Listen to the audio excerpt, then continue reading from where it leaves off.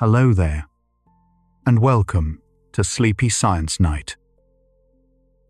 If you are lying in the dark right now, eyes open, mind racing with 100 conversations that never happened and 1,000 disasters that never will, then you are in exactly the right place. Tonight, we are going to explore why your brain does this to you at 2 a.m, why it builds these vivid, exhausting simulations, and why, strange as it sounds, it is actually trying to protect you. So, settle in. Let your shoulders drop. And let's explore together the quiet science of the midnight mind. Picture the room at 2 a.m.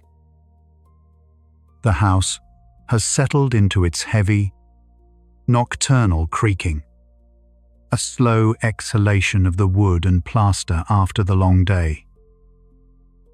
Outside your window, the world has pulled the thick, heavy blanket of darkness over its frantic machinery, leaving only the soft hum of a distant refrigerator, the rhythmic whisper of the wind against the glass, or the lonely, passing sweep of a single car's headlights.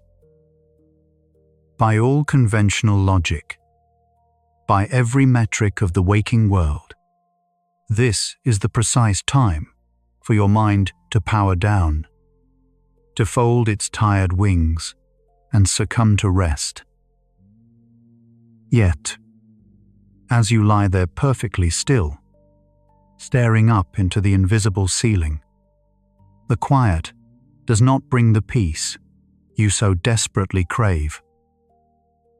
Instead, the profound silence acts as a brilliant, terrifying amplifier. Your mind, rather than drifting into the soft edges of sleep, suddenly boots up a high-definition theater. You find yourself standing under the harsh spotlight of a vivid simulation. An argument you lost 3 years ago playing out with new, impossible retorts. A catastrophic failure at work that has not yet happened and likely never will. Or a sudden, sharp, breathless panic about a vague social interaction from your childhood. The scenarios loop and twist, branching into endless, exhausting possibilities. You are trapped in the midnight theater of your own making, and the projector is running hot. The frustration that bubbles up in your chest in these moments, the angry, desperate plea of "why can't I just go to sleep?" is a heavy, jagged burden you do not need to carry. Let the day's reaching loosen from your shoulders. You are not broken, nor are you fundamentally flawed. You are not engaging in some cruel act of self-sabotage, and your inability to surrender to sleep in this exact moment is not a failure of willpower or discipline. You are not greedy or restless for wanting more waking hours, nor are you defective for being unable to command your body into unconsciousness. What you are witnessing in the dark is the ancient, relentless machinery of your own biology, trying to do the one thing it was originally designed for, keeping you alive in a world that used to be full of teeth and shadows. Sleepiness is not laziness, and wakefulness is not a punishment. It is simply chemistry keeping a careful count, a biological ledger weighing the necessity of rest against the perceived necessity of vigilance.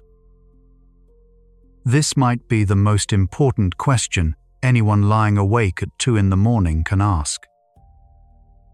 To understand why the brain gets so impossibly loud when the room gets quiet, we must first look at the architecture of human attention.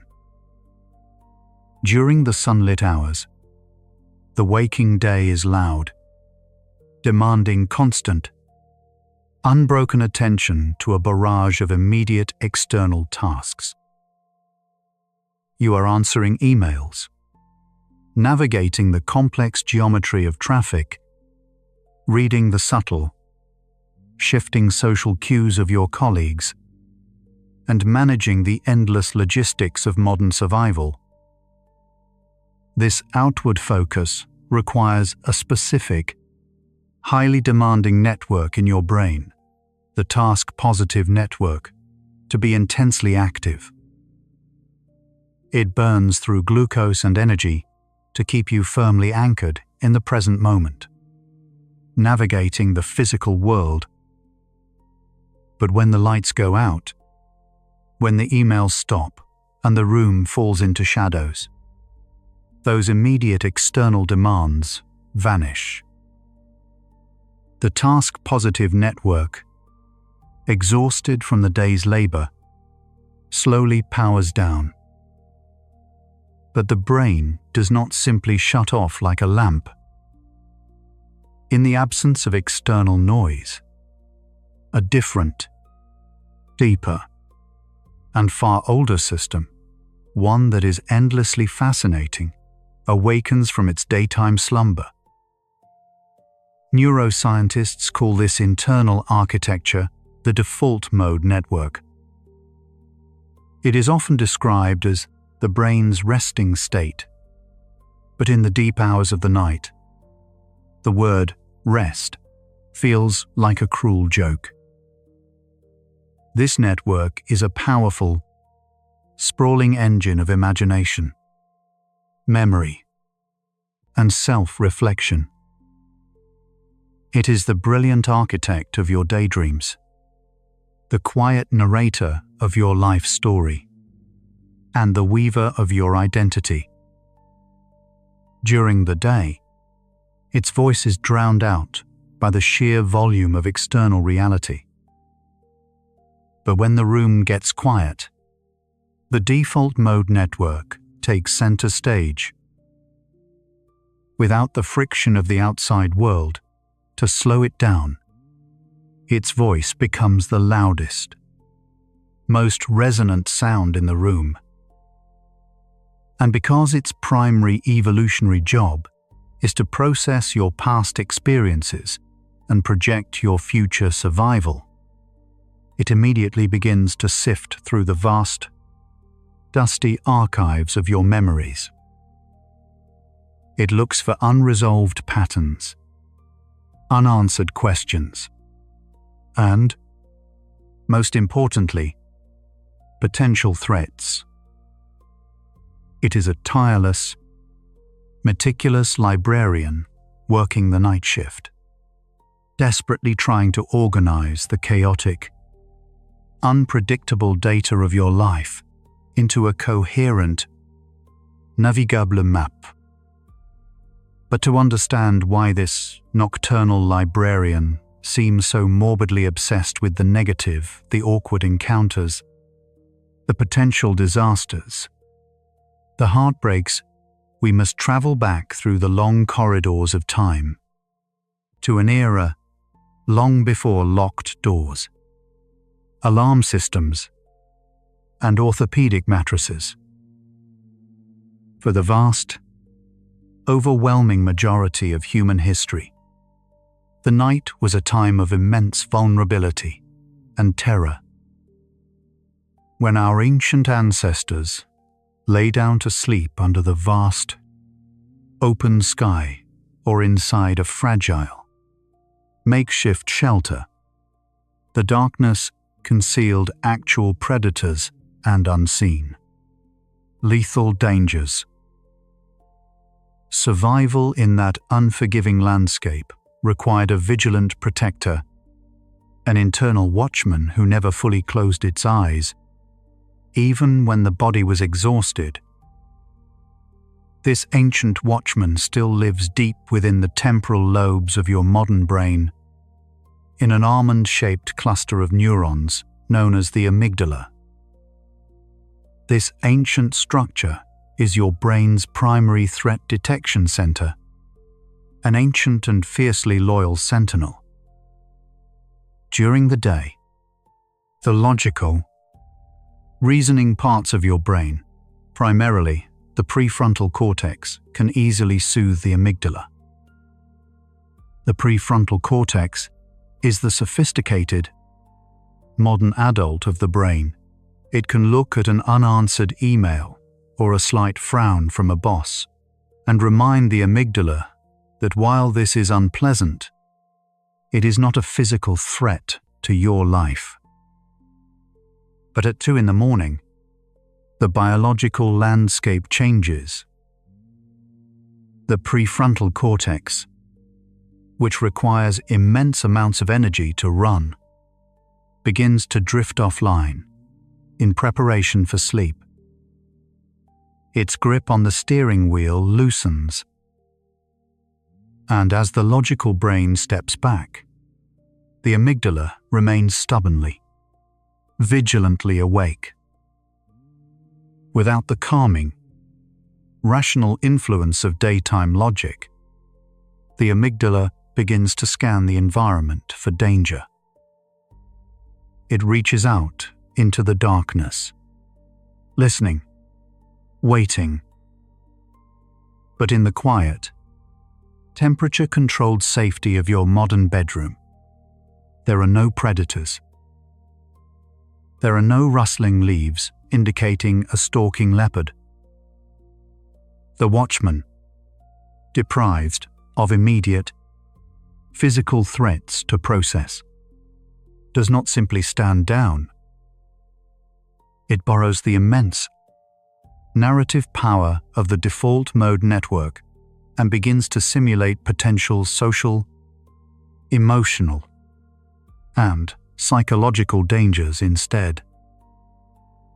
Because the modern brain interprets social rejection, financial instability, and emotional failure as equivalent to physical death, the watchman treats a looming deadline or a remembered embarrassment with the exact same biological urgency as a predator at the mouth of the cave. This beautiful, terrible collaboration between the default mode network and the amygdala is the birth of the 2 a.m. simulation engine. Your brain is not trying to torture you. It is running essential fire drills.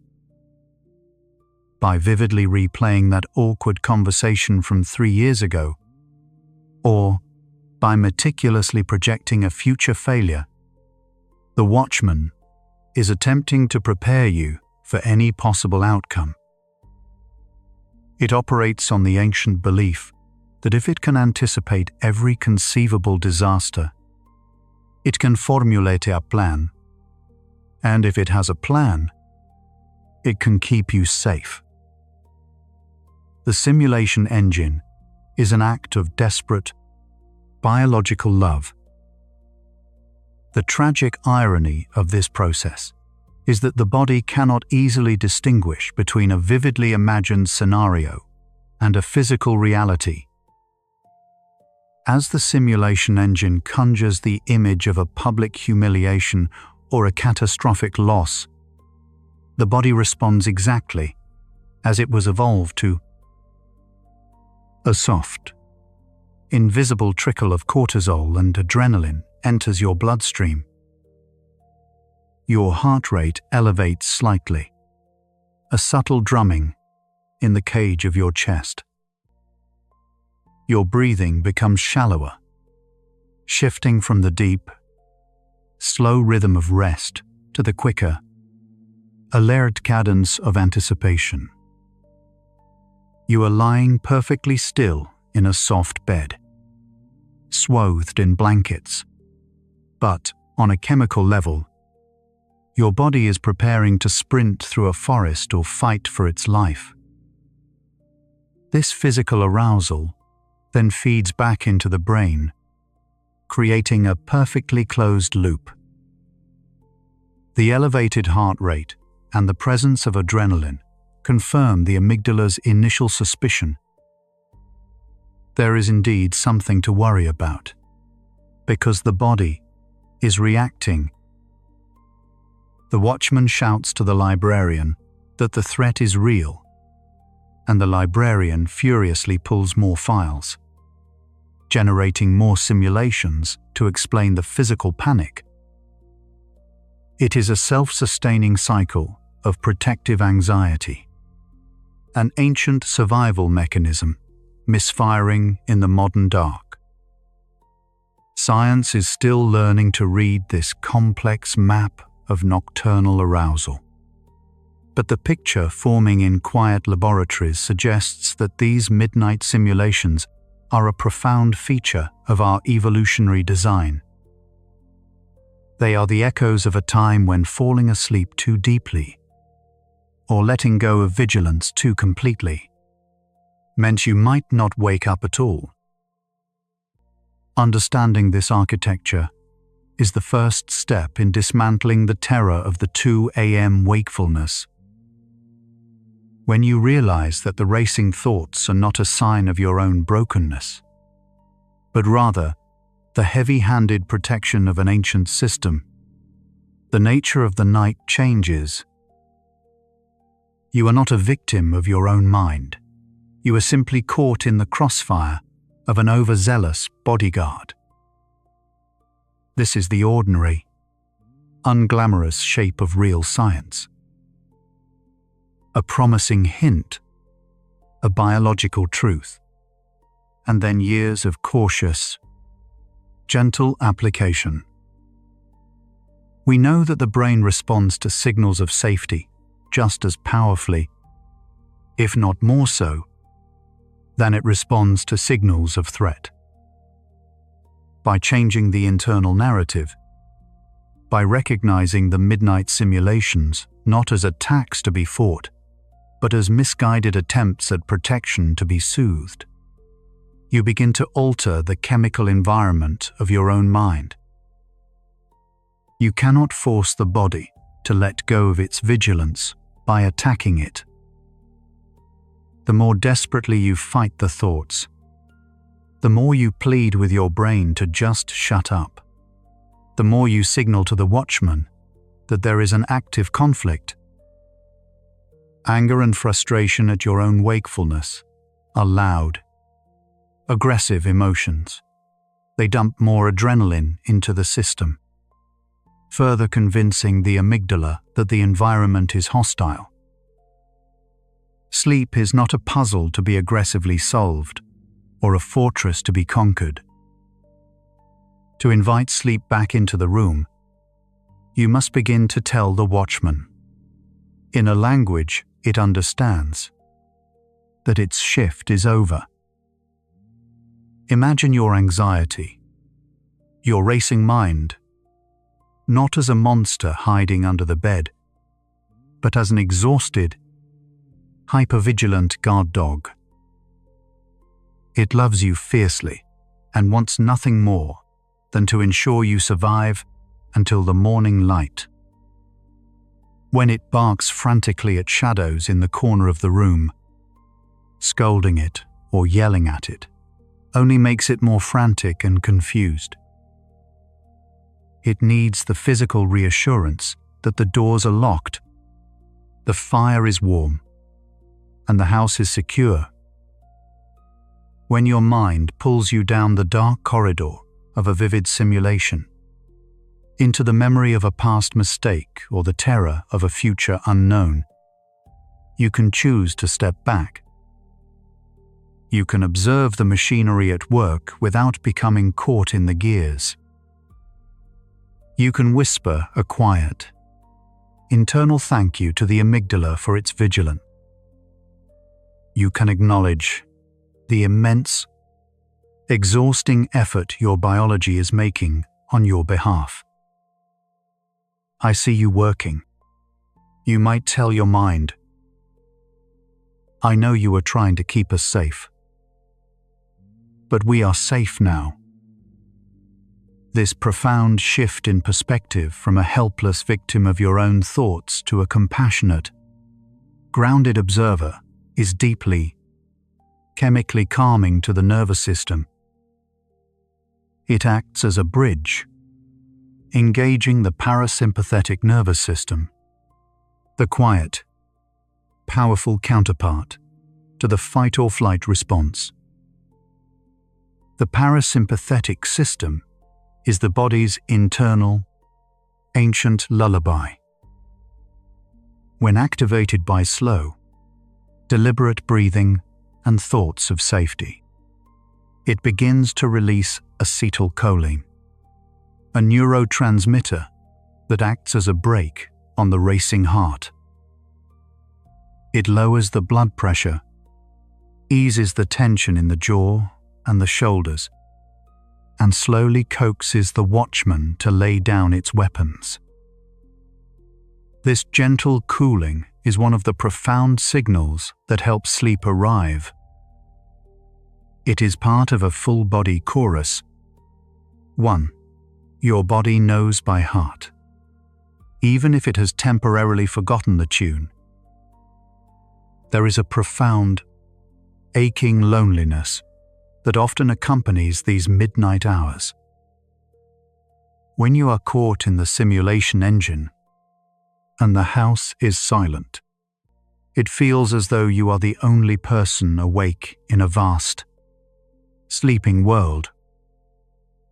The isolation can magnify the volume of your thoughts, turning whispers into screams. But in truth, you are part of a massive, invisible, global community. At this exact moment, as you stare at the ceiling, millions of other minds across the globe are running the exact same simulations. Millions of other loyal watchmen are pacing the dark halls of the human psyche, trying to solve the unsolvable puzzles of the past and the future. You are sharing in a deeply unifying human experience, a biological inheritance that connects you to every ancestor who ever stared into the darkness and worried about tomorrow. You are not alone in the dark. As the hours stretch on, the chemistry of the night continues its delicate dance. The body temperature attempts to drop. The pineal gland steadily releases melatonin, and the buildup of adenosine, the chemical pressure for sleep, gathers like a heavy, warm blanket. The simulation engine may continue to hum and whir, throwing anxious shadows against the walls of your mind. But remember that you do not have to engage with every projection. You do not have to step onto the stage of every play the default mode network writes. You do not have to fight every phantom battle the watchman invents.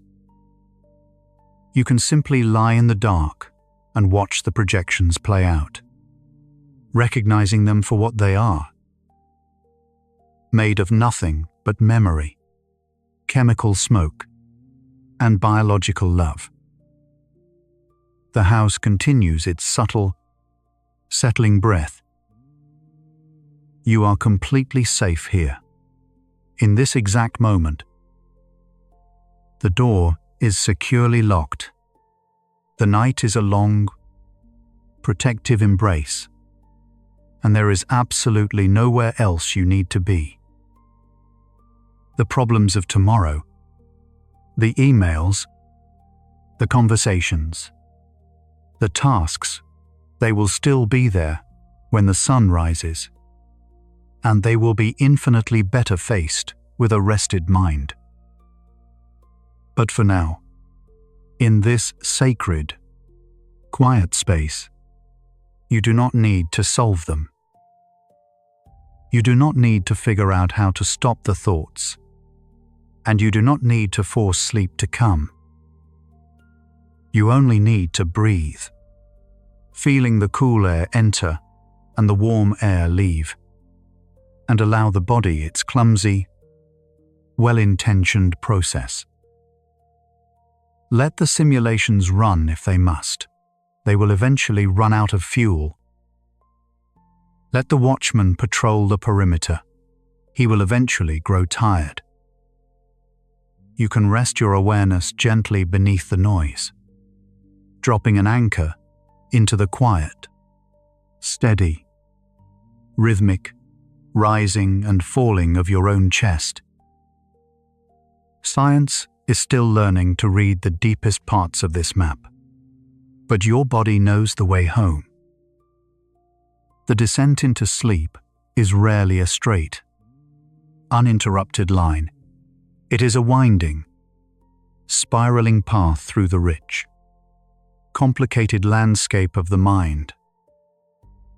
And as you walk this path, accompanied by the tireless, ancient protectors of your biology, you can begin to trust the journey. The night is vast enough to hold all of your thoughts, all of your fears, and all of your restless energy. The biology will eventually quiet. The chemicals will eventually balance, and the heavy curtain of sleep will eventually fall across the theater of your mind. You are perfectly designed to survive the night, just as you have survived every night before this one. And eventually, as the shadows lengthen and the house grows entirely still, the watchman will finally realize the perimeter is secure. It will sit down by the fire. It will close its heavy, ancient eyes, and you will follow it into the deep, dreamless dark. Picture a quiet bedroom, long after the neighborhood has surrendered to the soft, heavy weight of sleep. The shadows stretch across the ceiling, familiar, but somehow deeper and more profound in these solitary hours. The house is settling, offering only the occasional, gentle creak of wood or the distant, muffled hum of a refrigerator. You are lying there, staring into the dark, and suddenly, without an invitation, a memory arrives. Perhaps it is a fragment of a conversation from yesterday where your tone felt slightly off, a perceived slight from a colleague, an awkward encounter from 5 years ago that you had thought was long forgotten, or the looming, formless shadow of a task you must face tomorrow. Suddenly, the quiet room is no longer quiet. A subtle, cold warmth of anxiety blooms in your chest. The dark ceiling transforms into a cinematic canvas of worst-case scenarios, playing out intricate, highly detailed futures where everything unravels. Tonight, we follow this quiet wandering into the dark. In these moments, as you toss and turn, shifting the weight of the blankets in a desperate search for comfort, you might feel a profound sense of isolation. You might feel a sudden, sharp frustration with your own mind. You might whisper into the quiet room, asking why you cannot simply shut it off, why your brain insists on torturing you, while the rest of the world rests so peacefully. If you have ever felt this sudden rush of self-blame, if you have ever judged yourself for the relentless noise in your head at 2 a.m, please, let that judgment fall away. You are not greedy or restless for wanting peace. nor are you failing at the seemingly simple act of resting.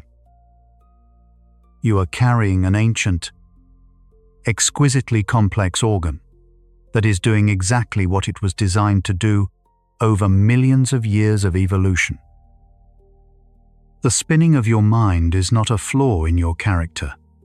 It is a biological echo, a mechanism of survival working overtime in the dark. It is chemistry, keeping a careful count, trying to protect you in the only way it knows how. For a long time, the scientific understanding of the resting brain was surprisingly simple, almost rudimentary. It was generally assumed that when we stopped performing a specific, focused task, like solving a complex equation, reading a detailed map, or navigating a difficult conversation, our brain activity would simply drop, settling into a quiet, dormant baseline.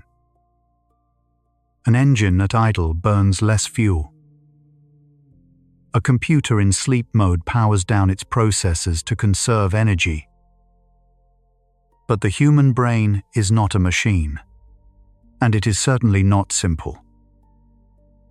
When neuroscientists first began using functional magnetic resonance imaging to peek into the living, thinking brain, they discovered something astonishing that completely overturned decades of assumptions. They asked volunteers to lie perfectly still in the scanning machines, to close their eyes, and to simply do nothing. To think of nothing in particular, to just let their minds go blank. The researchers expected the glowing screens mapping blood flow and neural activity to dim, reflecting a brain at rest. Instead, as soon as the subject stopped focusing on an external task, specific regions of the brain flared to vibrant life. They lit up with a brilliant, coordinated intensity, consuming almost as much energy as when the brain was actively engaged in complex problem solving. This hidden, bustling city of neural activity, working furiously behind the scenes of our conscious awareness, became known as the default mode network. Science is still learning to read the delicate map of this hidden architecture. The picture is still forming in laboratories around the world, but we are beginning to understand that the brain is never truly at rest. When you let go of the external world, your mind turns inward, and the real work begins. There is something remarkable about the default mode network. It is a constellation of brain regions spanning areas like the medial prefrontal cortex, the posterior cingulate cortex, and the angular gyrus. You do not need to remember these clinical names to appreciate their profound, tireless work. Think of them instead as the brain's internal historians, its relentless fortune tellers, and its quiet, behind-the-scenes weavers. When you are lying in bed, staring at the ceiling, trying to simply exist in the quiet, your brain shifts control over to this network. It is the master architect of your daydreams, the silent author of your mind wandering, and the brilliant director of the spontaneous thoughts that drift across the theater of your consciousness. It is the part of you that wonders, that regrets, and that imagines. We often view mind wandering as a lapse in concentration, a failure of focus in a world that demands our constant attention. But in the quiet, intricate architecture of your mind, Wandering is a vital, profoundly necessary function. The default mode network is largely responsible for our continuous sense of self. It is where we build the narrative of who we are, where we have been, and where we are going. To construct this cohesive narrative, the network must constantly travel through time.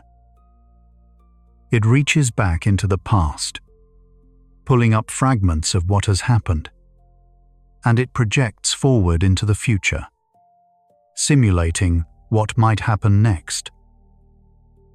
It is a beautifully complex mechanism of mental time travel, allowing us to learn from yesterday and prepare for tomorrow without having to physically move. At 2 a.m, freed from the bright, demanding inputs of the daylight world, the emails, the conversations, the physical navigation of busy streets, this time-traveling network has the stage entirely to itself. Without the grounding reality of the present moment to anchor it, the default mode network begins to heavily sift through the archives of your life. But it does not simply replay memories like a perfect, unblemished video recording. The brain does not store the past on a neat, chronological reel in some dusty neural library. It is a tapestry woven anew each and every time we attempt to recall it. The hippocampus, a deeply buried, seahorse-shaped structure near the center of the brain, acts as an index, holding on to the scattered fragments of an experience. It holds the smell of autumn rain, the specific tone of a loved one's voice, the sudden flutter of nervousness in your stomach, the exact shade of the evening sky. When the default mode network reaches for a memory, it asks the hippocampus to retrieve these isolated fragments, and then the surrounding cortex stitches them together into a scene. It is an artful, imprecise process, more like painting a picture from a loose sketch than playing back a film. Because it is imprecise, the network has creative liberty. It can take a fragment of a difficult conversation from yesterday, stitch it to a deep-seated feeling of inadequacy from childhood, and project it onto a completely unrelated meeting you have scheduled for tomorrow. This brings us to the most difficult, exhausting part of the 2 a.m. experience: the sudden onset of fear. Why, when we are perfectly safe in our beds, wrapped in heavy blankets behind locked doors, does the default mode network so often choose to weave scenarios of embarrassment, failure, or terrible danger? Why does it invent fake, terrifying scenarios instead of simply replaying our happiest moments or imagining beautiful, peaceful futures? The answer to this lies in the deep shadows of our ancient ancestry. The human brain possesses a profound, heavily ingrained evolutionary negativity bias. It is a survival mechanism, honed and perfected over millions of years on unforgiving savannas and in quiet, dangerous ancient forests. Our prehistoric ancestors did not survive the brutal realities of the natural world by blissfully daydreaming about beautiful sunsets or assuming the best of every situation. They survived by being hyper-vigilant, by constantly anticipating what could go wrong. The rustle in the tall grass might have simply been the wind, but the brain that imagined it was a hidden predator triggered a rush of adrenaline, initiated the fight-or-flight response and ensured that the individual lived to pass on their genes.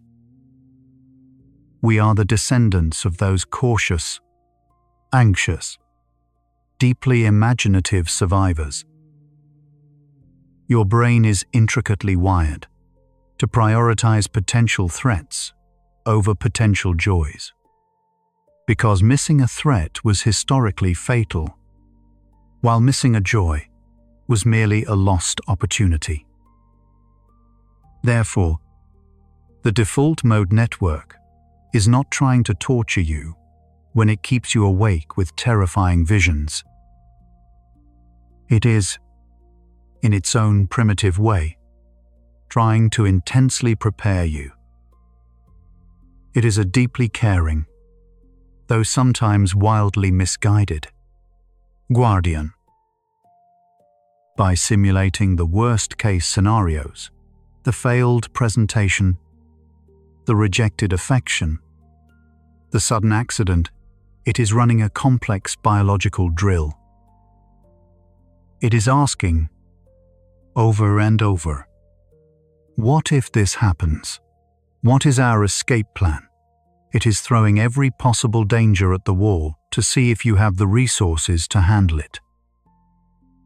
In the daylight, when you are awake and moving through the world, the prefrontal cortex, the logical, rational, the executive center of the brain, located just behind your forehead, acts as a wise supervisor.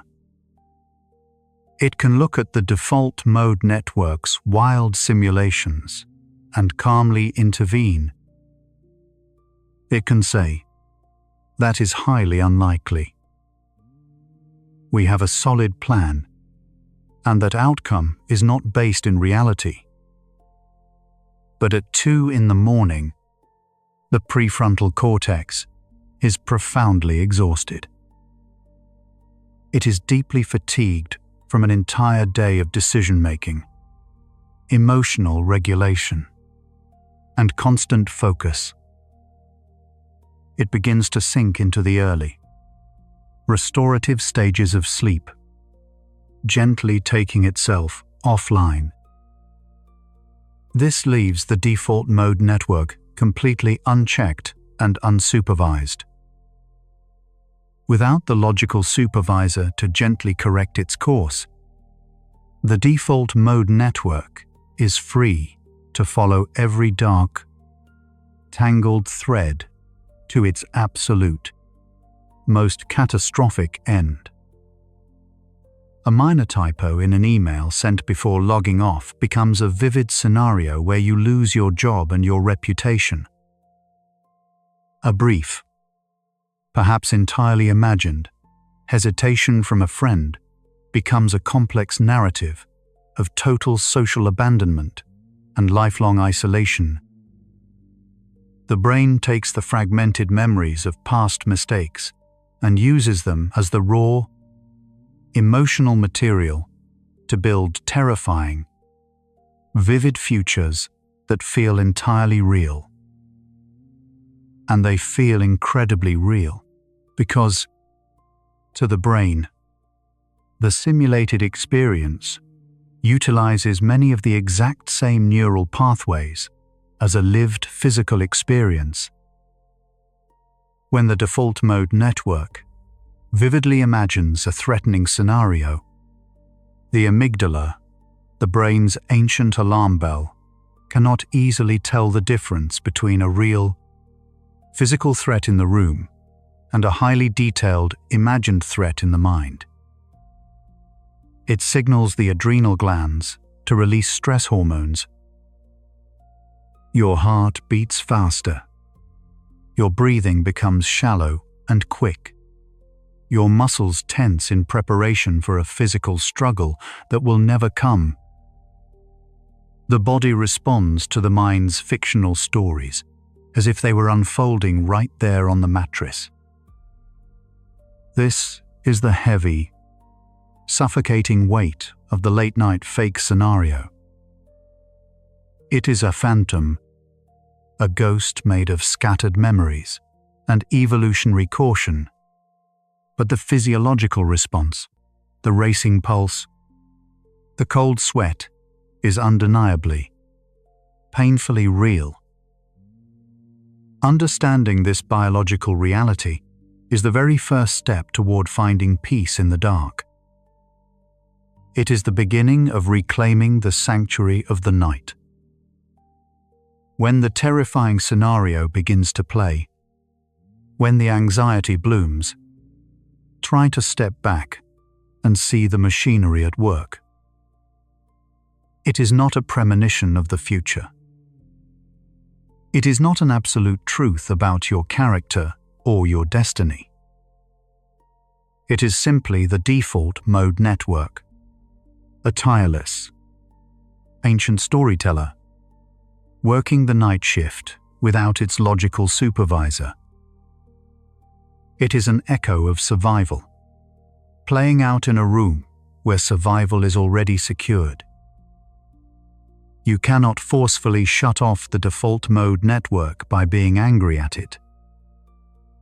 Frustration only signals to the brain that there is indeed a conflict, a real problem to be solved, which keeps the network highly active and the alarm bells ringing.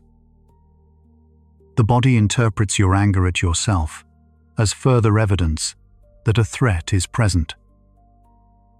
Instead, the approach must be one of profound, radical gentleness. Imagine your racing mind as a frightened child who has come to you in the middle of the night, absolutely convinced there is a monster in the shadows. You would not yell at the child. You would not demand that they instantly forget their fear or mock them for their imagination. You would turn on a soft, warm light.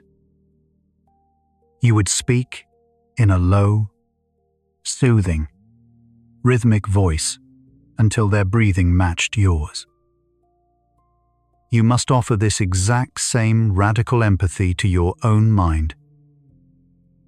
When the fake scenarios begin to weave themselves into your consciousness, you can gently acknowledge the storyteller. You can silently say to the dark room, "I see what you are doing.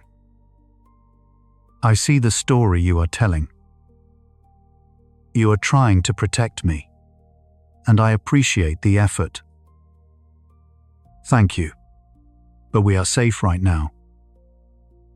This simple act of quiet observation, of naming the biological process without fighting it, begins to gently re-engage the prefrontal cortex.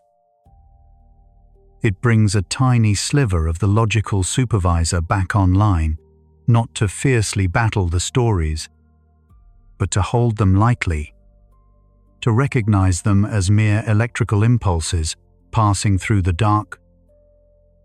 Another gentle, profound way to ask the default mode network to step back is to shift your attention away from the abstract, internal narrative and anchor it deeply in external, physical sensations. The default mode network operates almost exclusively in the abstract realms of the past and the future. It struggles to exist fully in the immediate, tangible, present, physical moment. By focusing intensely on what is physically real right now, you naturally, quietly ask the network to power down. Notice the exact, comforting weight of the blanket across your shoulders. Feel the texture of the fabric against your skin. Pay attention to the subtle, rhythmic rise and fall of your chest with each breath, the cool air entering your nose and the warm air leaving. Listen to the quiet rhythm of the house settling into the night. Notice the way your body sinks into the mattress, fully supported by the earth below. This gentle anchoring to the physical world, this cooling of the mental engine, is one of the profound signals that help sleep finally arrive. It is part of an ancient, full-body lullaby, one that your body knows entirely by heart, waiting only for you to listen. Science is beautifully showing us that the wandering mind is a natural, necessary, and intricately designed part of the human experience. The fragmented memories, the woven fears, the relentless late-night simulations, they are not signs of brokenness or failure. They are the intricate artifacts of a brain that cares deeply, almost too deeply, about your survival. They are the shadows cast by a brilliant, protective light. The next time you find yourself awake in the quiet, heavy hours of the night, watching the ceiling turn into a sprawling canvas of anxieties, remember the hidden, glowing city within your mind. Remember the default mode network, spinning its ancient tales. It is simply doing its job, sorting through the scattered fragments of your life, trying to keep you perfectly safe in a complex, unpredictable world. You do not need to follow every dark thread it weaves. You do not need to resolve the simulated futures before you can allow yourself to rest. You can simply watch the stories form, recognize them as the well-intentioned, slightly frantic echoes of biology, and gently let them drift past like leaves on a dark river. There is no urgency to fix them tonight. The daylight will eventually arrive, bringing its own clarity and washing away the ghosts of the night. For now, the only task is to breathe, to feel the steady, reassuring presence of your own physical form in the quiet room, to deeply forgive your mind for its restlessness, and to thank your body for its vigilance. The work of the day is done. Let the day's reaching finally loosen its grip. There is no hurry to arrive anywhere else. You are exactly where you are supposed to be. There is a profound, almost architectural silence that settles over the world at 2 a.m. It is a quiet, so absolute, so heavy, that it feels as though the earth itself has stopped breathing to listen to the dark. In this suspended space, when the myriad distractions of daylight have long since surrendered to the night, the human mind is left entirely alone with itself. It is here, in the vast absence of external noise, that the internal theatre turns on its brightest, most glaring lights. You lie there, staring at the unseen ceiling, feeling the slow, rhythmic rise and fall of your chest, while inside your head, a psychological hurricane is gathering force. The scenarios begin to unfold like a reel of film you never asked to watch, a conversation you might ruin tomorrow, a microscopic mistake you might make next week, a catastrophic loss that exists nowhere but in the echoing chambers of your own imagination. You are not choosing to think these thoughts. They are arriving uninvited, dressed in the urgent, neon colors of reality, demanding your absolute, undivided attention. The room is safe. The doors are locked. The air is still. Yet, your heart beats with the frantic tempo of a hunted creature. The world is at rest, but your mind is sprinting through a labyrinth of its own making. To understand why your brain does this, to truly grasp the mechanics of this midnight torture, you must first learn to forgive your own mind. It is so easy, in the crushing exhaustion of the early hours, to feel profoundly betrayed by your own biology. It feels as though your brain is torturing you on purpose, maliciously stealing your rest to force you into a state of relentless panic. You might find yourself clenching your jaw, silently screaming at your own thoughts to simply stop, to give you a moment of peace. But the truth of the matter is far more poignant and deeply rooted in a kind of tragic love. Your brain is not trying to hurt you. It is trying, with a desperate, ancient devotion, to keep you safe. What you are experiencing at 2 a.m. is the manifestation of fear functioning as a shield. It is an overzealous protector, a sentinel that refuses to sleep because it believes the perimeter is compromised. You must look at this anxious mind, not as an enemy saboteur, but as a frightened guardian that has lost its sense of proportion in the dark.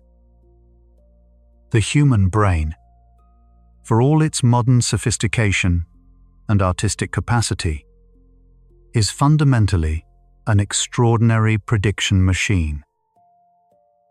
It was designed by millions of years of brutal evolution, not merely to react to the world, but to fiercely anticipate it. For our ancient ancestors, navigating the unforgiving landscapes of the prehistoric world, this capacity for anticipation was the literal difference between survival and death.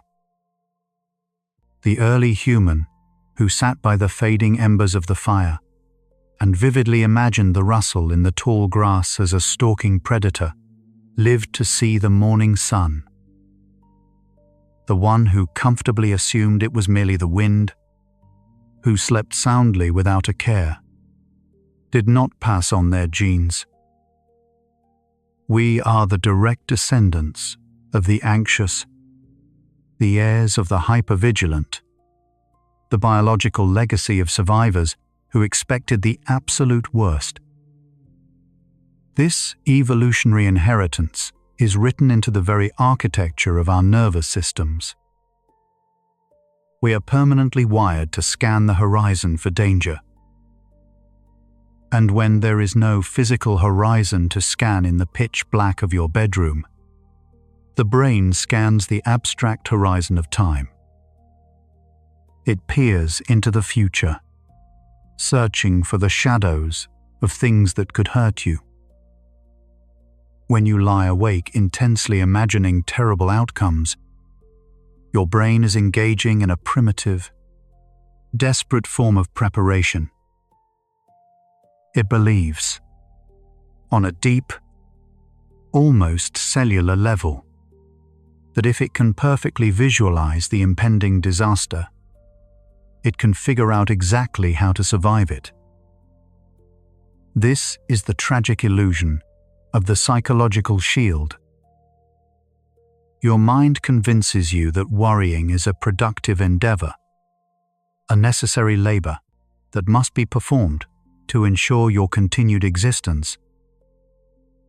It whispers in the dark that if you just think about this complex problem long enough, if you just turn this terrifying, hypothetical scenario over in your mind one more time, looking at it from every conceivable angle, you will eventually find the hidden solution.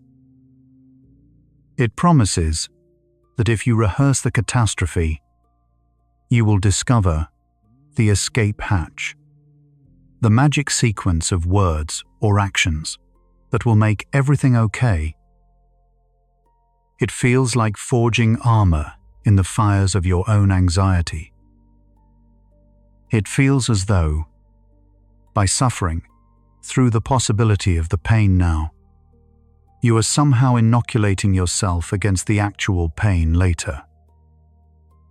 You believe, unconsciously, but with absolute conviction, that if the worst does finally happen, you will be entirely ready, because you have already lived it 100 times in the private theater of your mind. You are trying to outsmart suffering by suffering in advance. But this shield is made of smoke. Imagining the worst does not actually prepare you for it. It merely forces you to endure the trauma twice. The brain cannot stockpile resilience by practicing despair.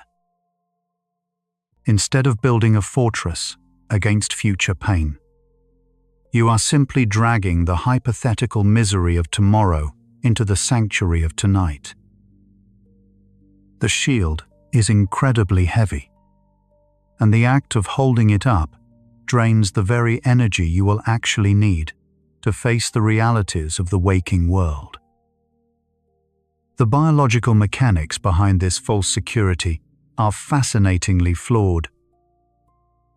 The amygdala, the brain's ancient, almond-shaped alarm system buried deep within the temporal lobe, is a brilliant detector of threats, but it is fundamentally blind to context. It does not know the difference between a physical threat standing right in front of you and an imagined threat meticulously constructed in the mind.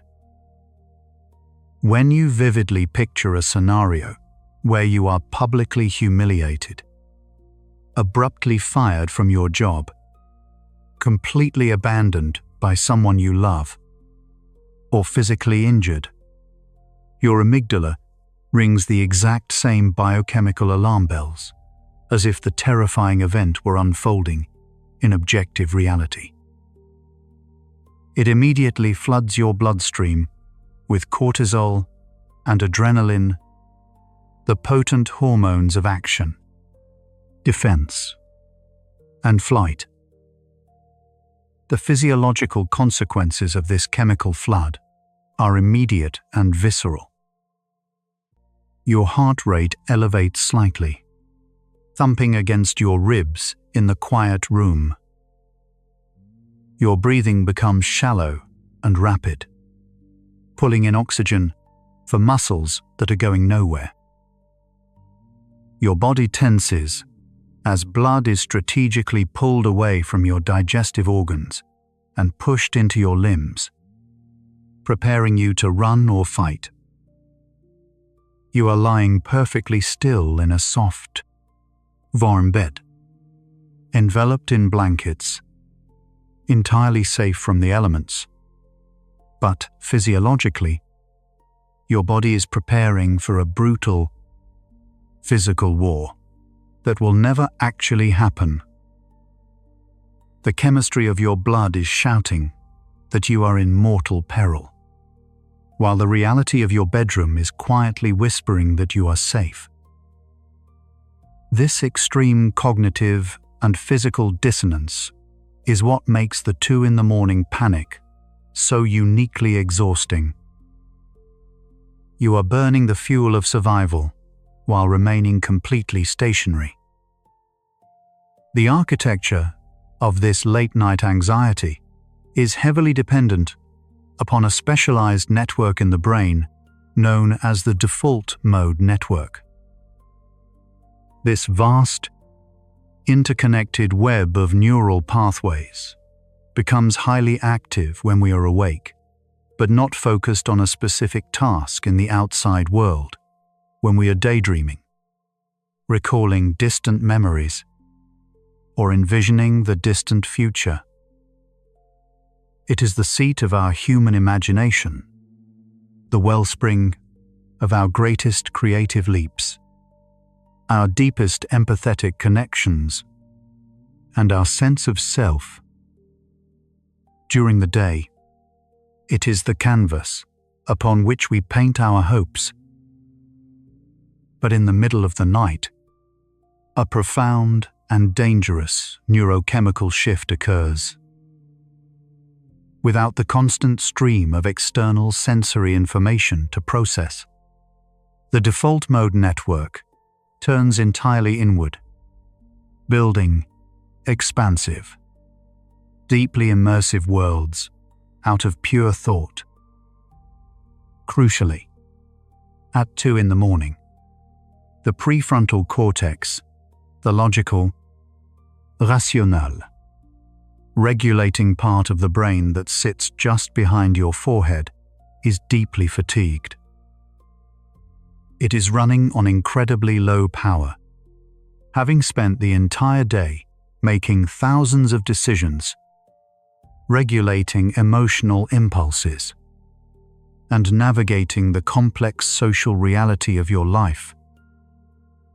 When the prefrontal cortex is exhausted and partially offline, the default mode network is left entirely unchecked. It becomes a runaway train hijacked by the terrified amygdala. Without the prefrontal cortex there to gently step in, apply the brakes, and remind the system that the catastrophic scenario playing out is highly statistically unlikely, the imagination spirals wildly into the darkest possible territories. The magnificent creative power of your brain is turned entirely against you, rendering personalized, hyper-specific nightmares with the breathtaking clarity of reality. Think about the sheer amount of energy this internal rendering requires. To build these intricate, terrifying worlds in your mind, complete with dialogue, facial expressions, and emotional devastation, takes a massive toll on your cognitive and emotional resources. You are lifting heavy psychological weights in the dark, exhausting yourself in a relentless battle against shadows. And the shield you think you are forging through this effort is incredibly brittle. When real crises occur in life, they almost never look the way we imagined them at 2 a.m. Real life is chaotic, entirely unpredictable, and infinitely nuanced. The simulations your brain runs in the middle of the night are almost always simplistic, two-dimensional tragedies, entirely lacking the grace, the resilience, and the unexpected help that actual reality often provides. Yet, we cling to this fear because dropping the shield feels terrifyingly like an invitation to danger. There is a deeply superstitious part of the human psyche that believes if we simply stop worrying, we will be caught off guard and destroyed. We unconsciously feel that our anxiety is a magical ward, an invisible force field that keeps the bad things from happening. If I stop agonizing over the presentation, I will surely fail. If I stop worrying about the health of my loved ones, they will suddenly fall ill. The brain correlates the act of worrying with the absence of disaster. Because the terrible things you imagine at 2 a.m. usually do not happen the next day, the primitive brain registers the worry as a highly successful intervention. I stayed awake and guarded the perimeter, the amygdala triumphantly concludes, and therefore, we survived the night. This false correlation powerfully reinforces the cycle. It teaches the nervous system that late-night vigilance is not an unnecessary torment, but a vital, life-saving duty. You become trapped in a loop where the sheer act of being terrified feels like the only responsible thing to do. But you must recognize that this is a cognitive distortion, a trick played by a brain that is desperate to assert control over an inherently uncontrollable universe. The worry did not prevent the disaster. The disaster was simply never going to happen. Your vigilance did not keep the roof from collapsing. The roof was perfectly stable all along. To break this exhausting cycle, we must approach our own minds with profound empathy and radical gentleness. We must learn to recognize the 2 in the morning spiral not as a failure of character, not as a weakness, but as an overprotective mechanism that has lost its delicate calibration. When the terrifying scenarios begin to unfold, the immediate instinct is almost always to fight them. We aggressively tell ourselves to stop thinking. We become angry at our own inability to sleep. We toss and turn, frustrated by our lack of control. But fighting the mind only generates more psychological friction, more heat, and consequently, more adrenaline. It signals to the already panicked amygdala that there is indeed a battle to be fought, confirming its suspicion that danger is present, thus keeping you firmly locked in the state of hyper-arousal. The antidote to this nocturnal fear is not fighting. The antidote to fear is safety. You cannot battle your way into relaxation. You must carefully, deliberately cultivate a sanctuary within your own mind. Imagine it, for a moment, looking at your anxious, racing brain the exact same way you would look at an exhausted, frightened guard dog that has been nervously barking at shifting shadows all night long. You would not yell at the dog. Yelling would only terrify it further. You would kneel down, speak in a soft, reassuring voice, and physically assure it that the house is completely secure. You must learn to do the exact same thing for yourself. You must become the calm master of your frightened mind. When the terrible, vivid scenarios rise up in your mind, you can acknowledge them without buying into their narrative. You can say to your brain, in the quiet, gentle space of your own thoughts, I see exactly what you are doing. I see that you are trying so hard to protect me. But there is no tiger in the room. We are completely safe for the night. This is the psychological practice of cognitive diffusion, the art of separating your core, observing self from the endless stream of thoughts your brain is automatically producing. You are not your thoughts. You are the vast, open sky in which the temporary weather of your thoughts occurs. The 2 in the morning storm is incredibly loud, thunderous, and frightening, but it cannot fundamentally harm the sky. It will pass, just as all storms eventually do.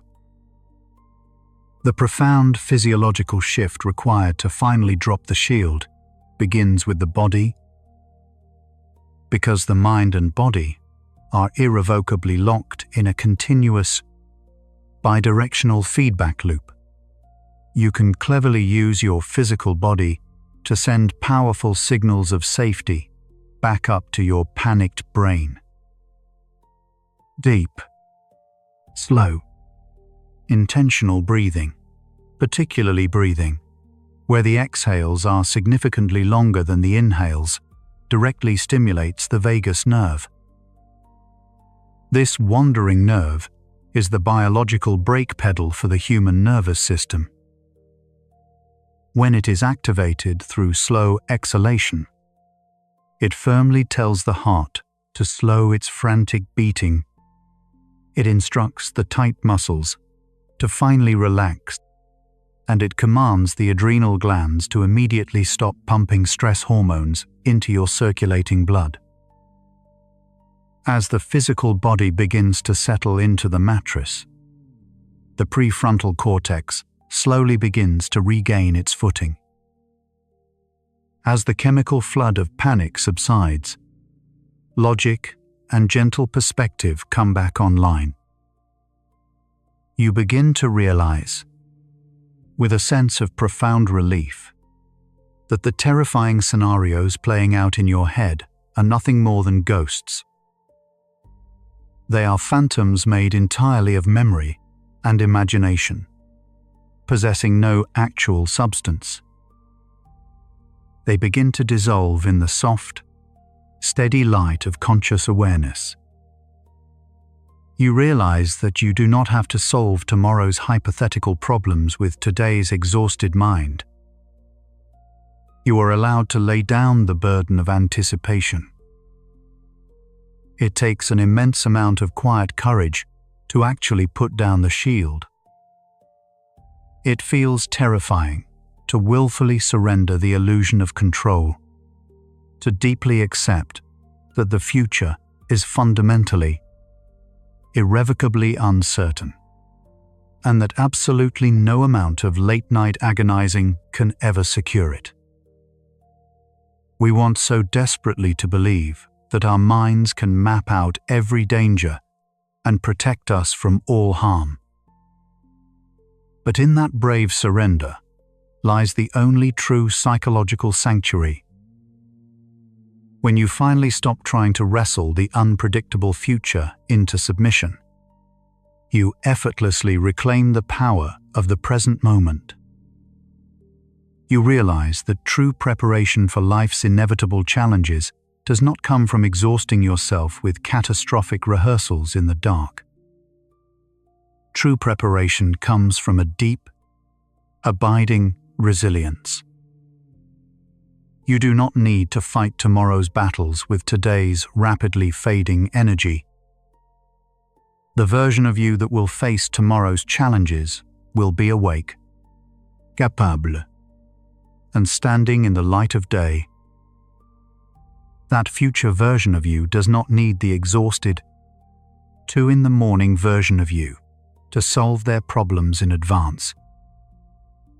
By resting now, you are giving your future self the greatest possible advantage. A restored mind and a calm nervous system. There is a profound, beautiful peace waiting patiently on the other side of this realization. It is the quiet peace of knowing that you are fully equipped to face reality, but you are under absolutely no obligation to face your imagination. The night is not a dark battlefield where you must stand guard. It is a sacred time for cellular and psychological restoration. The shadows in the corner of the room are not hiding monsters. They are merely offering a gentle blanket of quiet to soothe your overstimulated senses. As you lie there, feeling the heavy, grounding weight of your body supported by the mattress, you can give yourself complete permission to clock out. The world will effortlessly keep turning without your supervision. The sun will inevitably rise, and whatever problems tomorrow holds can be met by the version of you who has rested. You do not need the heavy armor. You do not need the exhausting shield. You are perfectly safe. Right here, right now, in the quiet space between your breaths, resting in the peaceful sanctuary of the present. There is a profound, almost sacred threshold that exists somewhere in the deepest, most silent hours of the night. It is a quiet crossing, an invisible border where the mind's desperate, white-knuckled grip on the illusion of control finally begins to yield to a much older, deeper wisdom. For hours, you have been held hostage in the relentless, brilliantly lit theater of your own making, forced to watch infinite tragedies, social embarrassments, and catastrophic failures unfold on the dark projection screen of your bedroom ceiling. The simulation engine of your brain has been running at absolute maximum capacity, burning the high-octane fuel of your anxieties to construct futures that will almost certainly never arrive. It is a state of agonizing hypervigilance, where every shadow holds a threat and every memory is a weapon forged against your own peace of mind. Eventually, the physiological architecture of survival must give way to the profound biological necessity of restoration. This transition is not merely a psychological decision or a conscious choice. It is a biological surrender. It is the exact moment when the organism recognizes that the night is no longer a battlefield requiring armor and weapons, but a sanctuary demanding vulnerability, and the frantic machinery of panic slowly bows to the deeper, steady rhythms of repair. The simulation engine itself is not a flaw in your design. It is a spectacular, evolutionary achievement. Thousands of years ago, the ability to lie awake in the dark and obsessively project potential future catastrophes, predators, starvation, tribal conflict was the exact trait that kept our ancestors alive. Those who could vividly imagine the worst-case scenarios were the ones who meticulously prepared for them and survived. The brain is doing exactly what it was designed to do. It is trying to protect you. The tragedy is simply one of context. The ancient machinery of survival is firing in the completely safe, temperature-controlled environment of a modern bedroom. To the amygdala, a threat is a threat, and the body must be mobilized to face it. Understanding this mismatch is the first crucial step toward profound self-compassion. Your mind is not broken. It is merely fiercely, desperately overprotective, applying ancient biological solutions to modern, abstract problems. But this fierce protection comes at a devastating physiological cost, a cost that the body eventually refuses to pay. Long before the final surrender occurs, the biological preparation for this release has been quietly orchestrated by a master symphony of neurochemistry, primarily conducted by serotonin and melatonin. As the light of day fades, the brain's pineal gland begins its silent work, converting the serotonin generated from the day's waking experiences into melatonin, the hormone of darkness. Melatonin does not forcibly knock you out. Rather, it acts as a gentle, biological usher, opening the heavy doors to the sanctuary of sleep and systematically lowering the core body temperature. This subtle drop in temperature is a crucial physical cue, signaling to every single cell that the time of outward action has passed. It is the environmental prerequisite for the simulation engine to begin cooling down. Yet, at 2 a.m., when anxiety suddenly flares, the cortisol spikes completely override this gentle ushering, flooding the internal system with the chemical equivalent of artificial daylight. The battle between the sleep-inducing, oceanic pressure of melatonin and the wake-promoting, piercing terror of cortisol is the defining conflict of midnight insomnia. True surrender occurs when the body, utterly exhausted by the futile, energetic cost of producing stress hormones, finally allows the melatonin to resume its rightful place, plunging the internal environment back into the soothing, necessary biological winter of the night. To understand the sheer magnitude of this physical release, we must look with profound gratitude toward the wandering nerve, the magnificent and mysterious vagus. If the amygdala, the brain's primal fear center, is the screaming fire alarm of the mind, the vagus nerve is the cool, rushing water that finally, mercifully quenches the flames.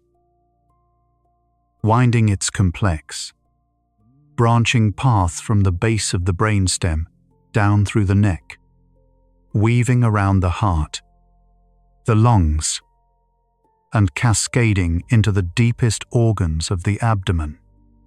It is the longest cranial nerve in the human body. It is the great communicator, the biological embodiment of the parasympathetic nervous system, the physical mechanism that orchestrates the state of resting and digesting. For hours in the dark, your sympathetic nervous system has been dominating the internal conversation.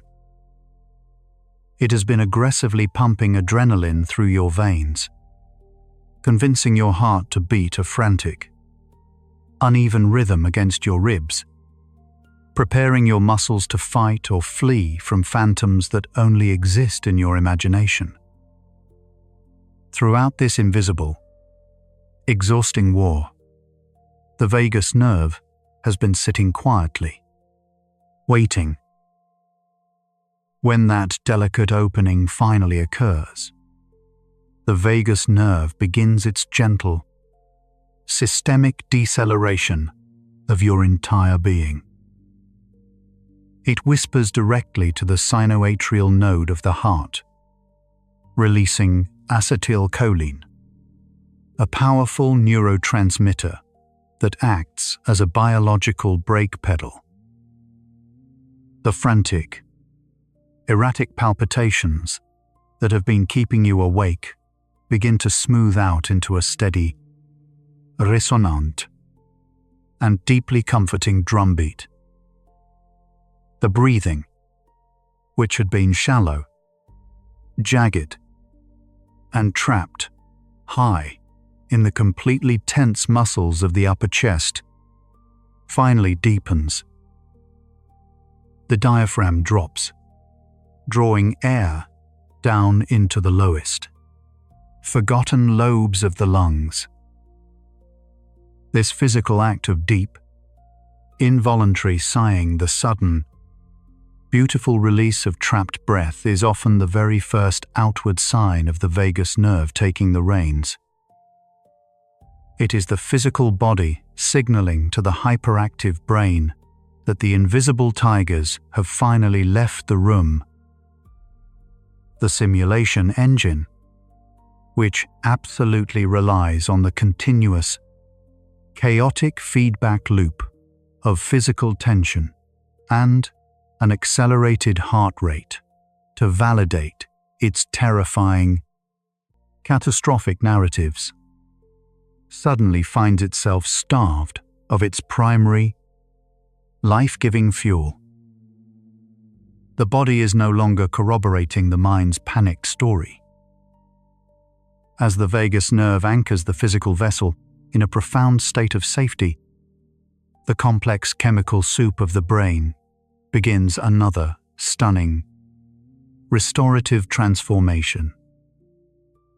The cortisol that has been flooding your system, keeping every sense sharp and every nerve painfully exposed, begins to recede like a dark tide pulling away from the shore. In its place, the pressure of adenosine, a chemical that builds up in the brain every waking hour to signal the profound need for sleep, becomes overwhelming and undeniable. At the exact same time, the brain begins to open the neurochemical floodgates of GABA, gamma-aminobutyric acid, the chief inhibitory neurotransmitter. GABA acts as a heavy, weighted, incredibly comforting blanket thrown over the sparking, overheated circuitry of the anxious mind. It physically blocks the transmission of panic signals between neurons, turning down the volume on the internal, screaming. The physiological landscape is fundamentally changing from a theater of war into a quiet, protected, unassailable temple of healing. Accompanying this chemical shift is a massive, beautiful transformation in the electrical landscape of the brain. The sharp, erratic, high-frequency beta waves that perfectly characterize our waking, anxious, hyper-analytical state start to stretch, elongate, and smooth out. They gently yield to alpha waves, the beautiful, rhythmic electrical signatures of a mind that is finally closing its eyes and turning inward, though it is still precariously perched on the very edge of awareness. The scenarios become slightly untethered from rigid reality, drifting slowly into the surreal, watercolored territory of hypnagogia. The strict, unforgiving, logical progression of your midnight anxieties begins to fracture and dissolve. A sharp, burning worry about an unanswered email or an awkward social interaction might suddenly morph into a strange, abstract, floating dream about standing on a vast, quiet shore, or watching colors bleed through a glass prism. The rigid, unyielding structures of the default mode network, the specific interconnected brain regions responsible for our sense of a separate self and our obsessive, unrelenting mental time travel, begin to lose their cohesive grip. The ego, the relentless, unforgiving narrator of your personal tragedies, is slowly, inevitably losing its voice. This magical dissolution deepens profoundly as alpha waves gently give way to the even slower, rolling rhythms of theta waves.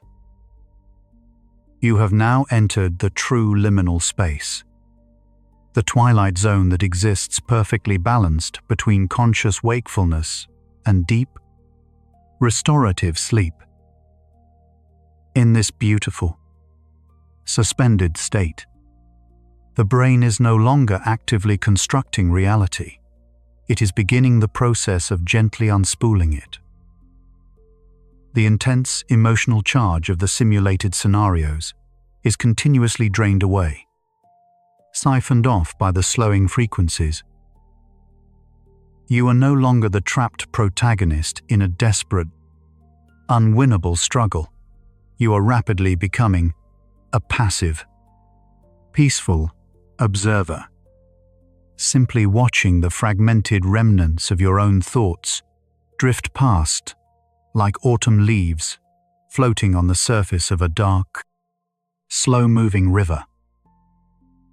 The simulation engine, which just an hour ago felt like an unstoppable, runaway train threatening to derail your entire life, is now coasting to a complete, silent halt, its terrifying momentum broken by the gentle, rhythmic slowing of your own magnificent neural oscillations.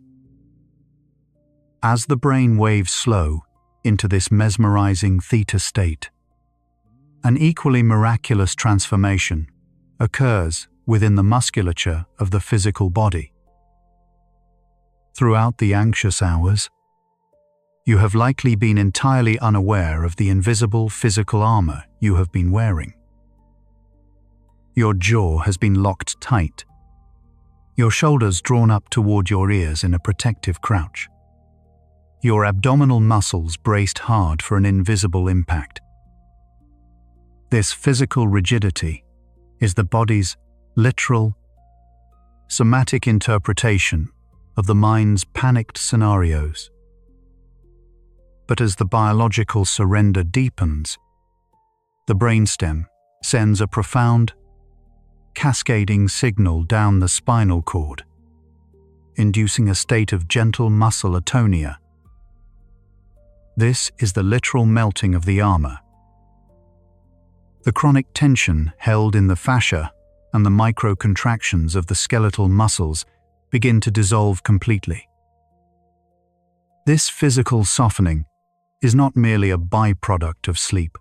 It is an absolute biological prerequisite for it. The brain cannot completely let go of its protective simulations as long as the body remains physically braced for an attack. The melting of the physical armor is the body's ultimate declaration of total trust, a somatic agreement that the environment is finally safe enough to abandon all defenses. But the absolute, true mastery of biological surrender, the pinnacle of the night's architectural miracle, occurs only when we cross the final threshold into slow-wave sleep, the sacred domain of delta waves.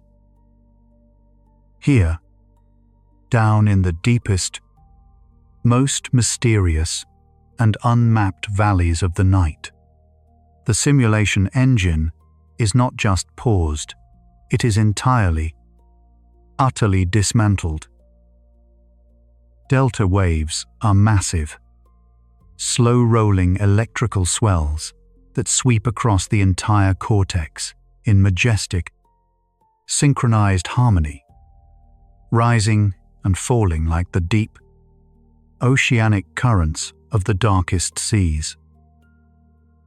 In this profound state, the conscious, worrying, projecting mind is completely extinguished. The projector is unplugged from the wall. The fragile, exhausting illusion of the anxious self has been dissolved completely into the vastness of the biological dark. There is only the living organism, existing in a state of pure, unadulterated being, engaged entirely in the silent, miraculous work of profound cellular and neurological restoration. During this slow-wave delta sleep, the brain performs an act of literal, physical cleansing that is as intensely poetic as it is biological.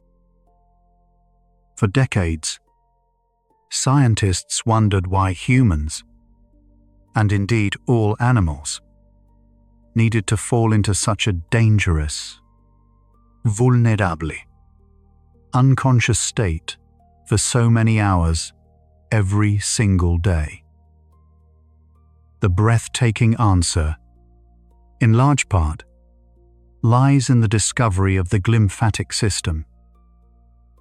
Throughout the waking day, and particularly during the frantic, hyper-analytical hours of the 2 a.m. overthinking sessions, the billions of neurons in the brain are incredibly metabolically active.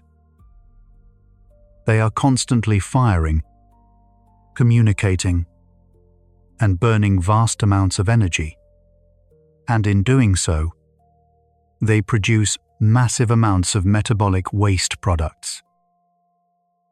When the brain is awake and firing rapidly, these toxic waste products accumulate in the microscopic spaces between the cells, creating a kind of dense neurochemical smog that heavily contributes to the feeling of profound cognitive exhaustion and brittle emotional fragility. But during the absolute deepest stages of sleep, the brain does something completely extraordinary, a feat of biological engineering that borders on magic. The glial cells, the unsung heroes that support and surround the delicate neurons, literally shrink in physical size. By shrinking, they drastically expand the interstitial spaces between the brain cells, opening up previously closed microscopic highways. Cerebrospinal fluid, the clear, pure liquid that constantly bathes the brain and spinal cord, rushes through these newly expanded channels like a pure, subterranean river. This pulsing, rhythmic fluid actively washes away the toxic byproducts of the day's intense mental labor, including the specific misfolded proteins tightly associated with severe stress, cognitive decline, and neurodegenerative diseases. It is a biological rinse cycle that your body runs every single night without you ever being aware of it. This physiological process represents the absolute ultimate biological surrender. The brain literally flushing away the physical, toxic residue of your anxiety. The heavy accumulation of the simulation engine, the very real, physical metabolic cost of inventing thousands of fake, terrifying scenarios is swept entirely clean. This beautiful, purifying process simply cannot occur while the mind is aggressively active, while the body is rigidly tense, or while the sympathetic nervous system is screaming its frantic warnings of impending doom. To truly understand this magnificent phase of sleep is to cultivate a deep, abiding, and revolutionary sense of self-compassion for those brutal, sleepless hours that plague us all. When we are trapped in the center of the 2 a.m. simulation, we so often end up fiercely fighting ourselves. We become incredibly angry, deeply frustrated, and terrified that we cannot sleep, and that intense emotional resistance simply throws more highly combustible fuel on the fire, accelerating the heart rate, spiking the cortisol, and sharpening the anxious beta waves. But if we can learn to recognize that the physical body is never our enemy, but rather a profoundly intelligent, ancient system desperately trying to find its way back to a state of equilibrium, our entire relationship to the dark hours of the night can fundamentally change. We can begin to view the descent into sleep not as a frustrating battle to be won through sheer force of will, but as a gentle, loving invitation to be gracefully accepted. The body knows exactly how to dismantle the panic. The wandering vagus nerve knows the exact physiological pathway home. The slow, rolling delta waves are always waiting for us, existing just beneath the turbulent, noisy surface of our frantic thoughts. The biology of surrender teaches us a vital, life-altering lesson. Peace is almost never achieved by outthinking our anxieties. We absolutely cannot solve the simulation by aggressively running more simulations. True peace is achieved only by stepping completely, physically, and emotionally out of the arena of thought altogether. The terrifying scenarios that torment us in the darkness are ultimately just products of a localized, hyperactive neural loop, entirely cut off from the deep, grounding, magnificent wisdom of the whole organism. When we finally surrender to sleep, we are actively reconnecting with the vast, quiet intelligence of our biology. The heart rate variability normalizes, creating a brilliantly resilient cardiovascular rhythm. The immune system, which has been severely suppressed by the continuous cortisol drip of our waking worries, finally begins to actively synthesize protective cytokines and powerfully fortify our bodily defenses. Damaged tissue is repaired at a microscopic cellular level. Fragile, scary memories are processed and carefully consolidated, not stored as raw, terrifying, triggering emotions, but smoothly integrated as factual, historical experiences, completely stripped of their traumatic, sympathetic sting. The hyperactive emotional centers of the brain, particularly the exhausted amygdala, are carefully and lovingly recalibrated, returning to a beautiful baseline of calm, quiet, neutrality. We do not simply rest during the night. We are actively, biologically recreated.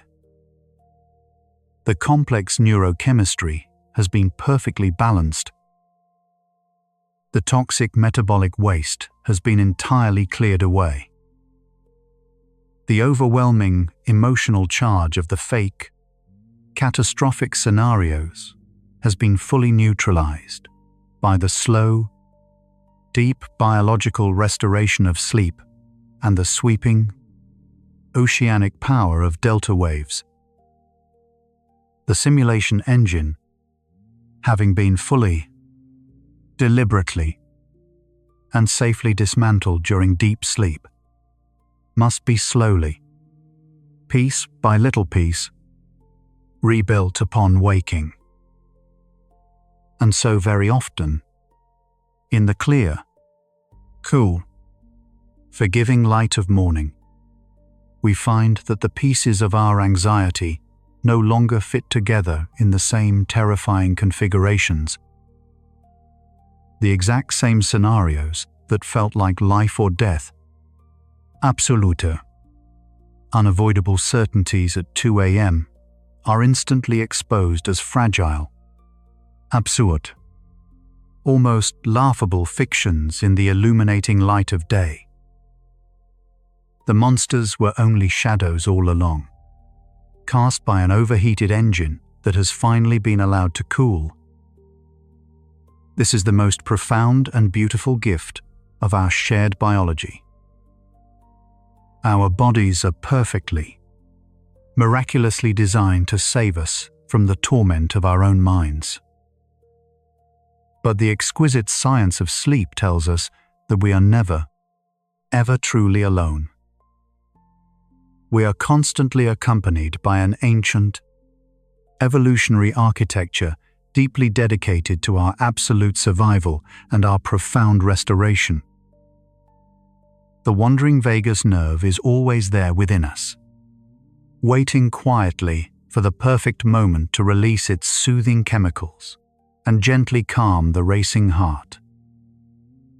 The slow, majestic brain waves are always waiting to wash across the overheated cortex, putting out the frantic fires of consciousness. The cleansing fluids are always waiting beneath the surface to purify the tired, overworked mind. All of this miraculous physiological healing happens automatically, gracefully, and perfectly, the very moment we finally exhaust our futile resistance and simply let go. Therefore, the next time the simulations begin to spin their dark, terrifying narratives in the absolute quiet of the night, perhaps the most powerful, radical response is not to argue with them, not to analyze them, and not to fight them. The most powerful response is to simply remember the profound biology of surrender. It is to shift your attention completely away from the frantic, looping content of the thoughts and place it gently, lovingly on the incredible physical vessel that holds them. To invite a long, incredibly slow exhale, consciously engaging the vagus nerve and initiating the cascade of peace. To feel the heavy, comforting weight of your own body sinking deeply into the mattress, anticipating the inevitable, loving arrival of the delta waves. The dark night is not a trap designed to torture you. It is a profound, meticulously designed biological sanctuary. It is the sacred place where the exhausting illusion of control is gently and completely dismantled, and the beautiful, biological reality of deep, restorative peace rightfully takes its place. By deeply trusting the magnificent, quiet machinery of our own bodies, we can finally learn to stop fighting the darkness and simply, gratefully, let it carry us home. The first light of dawn does not arrive all at once. It bleeds into the edges of the dark, a slow and quiet dissolution of the night. As the world outside your window begins its subtle transition from charcoal to indigo, a parallel shift is occurring within the labyrinths of your own mind. The darkness that once felt like a heavy, suffocating blanket, teeming with the phantoms of your own creation, begins to thin. This is the hour of awakening, not just from the physical state of sleep, but from the emotional paralysis of the 2 a.m. simulation. It is here, in the quiet breaking of the day, that we must learn the delicate art of waking up to the present moment, of finding peace in the solidity of now, and of gently realizing that the scenarios that gripped our hearts in terror were never truly real. To understand this awakening, we must look at the physical turning of the tide within your brain. Throughout the deepest hours of the night, your brain was largely oscillating in slow, rolling delta waves, or the slightly faster theta waves of light sleep and deep introspection. During the periods of wakefulness at 2 a.m, those waves became jagged, chaotic bursts of high-frequency beta activity. It was a storm of electrical energy, entirely disconnected from the physical environment. But as the retina detects the subtle increase in ambient light, it sends a signal to a tiny master clock deep within the hypothalamus, known as the suprachiasmatic nucleus. This cluster of neurons, no larger than a grain of rice, acts as the conductor of your body's circadian rhythm. In response to the dawn, it whispers to the pineal gland to halt the production of melatonin, the hormone of shadows and slumber. Simultaneously, it signals the adrenal glands to release a gentle, rising tide of cortisol. But this chemical transition does something else, something deeply significant for the anxious mind. It begins to ground you. During the darkest hours, your default mode network, the neural network responsible for mind-wandering, self-reflection, and simulation, was running rampant. Untethered from the immediate sensory input of the waking world, he'd spun complex, terrifying narratives out of thin air. It projected your deepest vulnerabilities onto the canvas of the future, trying to solve problems that did not yet exist. It acted as an unrestrained time machine, using the hippocampus to pull fragmented memories of past mistakes and feeding them into the prefrontal cortex to render high-definition movies of future catastrophes. But as the light returns and your eyes open, a new network comes online. The Executive Control Network. This network is the voice of reason, logic, and immediate sensory engagement.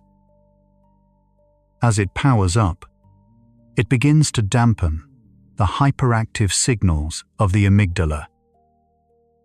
The sirens of the threat detection system, which wailed so loudly in the dark, begin to fade into a quiet hum. It is the moment you realize that the walls of your bedroom are still standing, that the air is still breathable, and that the catastrophe you spend hours rehearsing has not come to pass. The scenarios were phantasms, smoke and mirrors, constructed by an evolutionary mechanism that was only trying to keep you safe. Recognizing this is the first, most crucial step in finding your psychological sanctuary. The brain, in its desperate bid for survival, cannot always distinguish between a real predator and an imagined failure. It responds to the thought of rejection or ruin with the exact same cascade of adrenaline and dread as it would a physical attack. But the daylight brings a crucial piece of data that the night lacked: verifiable proof of physical safety. When you wake up and the remnants of those midnight terrors cling to the edges of your consciousness, it is essential to meet them not with frustration, but with profound empathy. You must look at your own exhausted mind the way you would look at a frightened child who has just woken from a nightmare. The child's fear is intensely real, even if the monster under the bed is an illusion. Your fear, your racing heart, for your tightened chest, these were real physiological experiences. But the narrative that triggered them was a fiction. Acknowledge the incredible, albeit misguided, effort your brain put into protecting you. It worked tirelessly through the night, running elaborate simulations, trying to calculate every possible variable of disaster so that you might somehow survive it. It was a labor born of a primal instinct to preserve your life in a world that our ancestors found deeply perilous. Our modern tragedy is one of evolutionary mismatch. The brain you possess was forged in a prehistoric landscape, where rustling leaves in the dark almost certainly meant a predator was lurking nearby. In that environment, the cost of a false positive, assuming a tiger is there, when it is just, the wind was merely a spike in heart rate and a moment of panic. The cost of a false negative, assuming it is the wind, when it is actually a tiger, was death.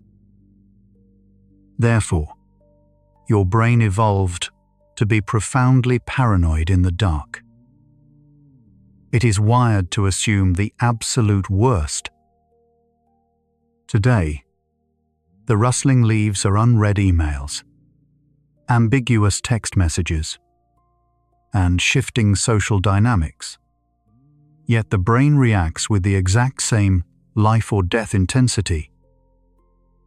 Saying thank you to this anxious, ancient mind seems counterintuitive, but it is a powerful act of cognitive diffusion. When you silently acknowledge the effort, when you say to yourself, "I see that you were trying to keep me safe, but we are entirely safe right now," you instantly reduce the internal friction. You are no longer fighting the anxiety. You are observing it with compassionate detachment.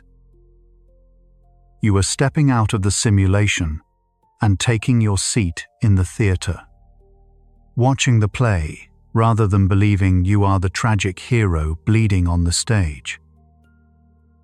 The present moment is the ultimate antidote to the 2 in the morning mind. In the realm of neuroscience, the present moment is where the brain processes immediate, tangible, exteroceptive data.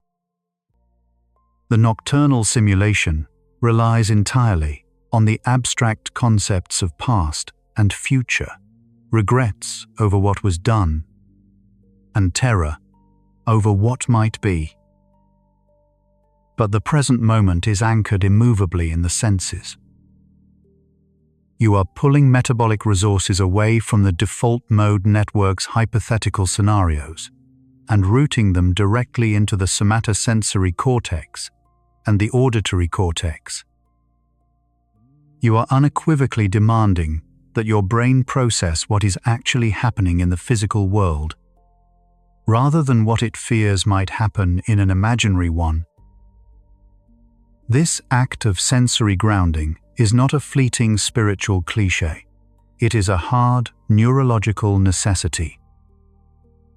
The human brain, despite its immense computing power, cannot fully engage in complex, emotionally devastating future casting, while simultaneously processing highly detailed, immediate sensory information. The 2 pathways compete for the same attentional bandwidth. By focusing intensely, almost aggressively, on the present reality, you starve the simulation of its required fuel. You bring the mind back to the body, and in doing so, you bring it back to a state of equilibrium. The room you are in, the bed you are lying on, the gentle expansion and contraction of your lungs, these are the only true, verifiable realities. Everything else is a ghost projected onto the back of your eyelids. They are almost always operatic in their scale. They involve total financial ruin, complete social ostracization, the sudden loss of loved ones, or catastrophique publique humiliation. The brain does not waste its time simulating minor inconveniences. It simulates the absolute destruction of the ego and the self This is why the antidote to the simulation is not just the present moment, but the profoundly mundane present moment. There is a deep, healing medicine in the ordinary. When you focus on the simple act of tying your shoes, the texture of the laces, the mechanical logic of the knot, you are grounding yourself in a reality that is remarkably low stakes. The ordinary world does not require you to be a hyper-vigilant survivor. It only requires you to be a gentle participant. The beautiful sanctuary of the mundane is that it is dependably safe. A cup of coffee will always taste like coffee.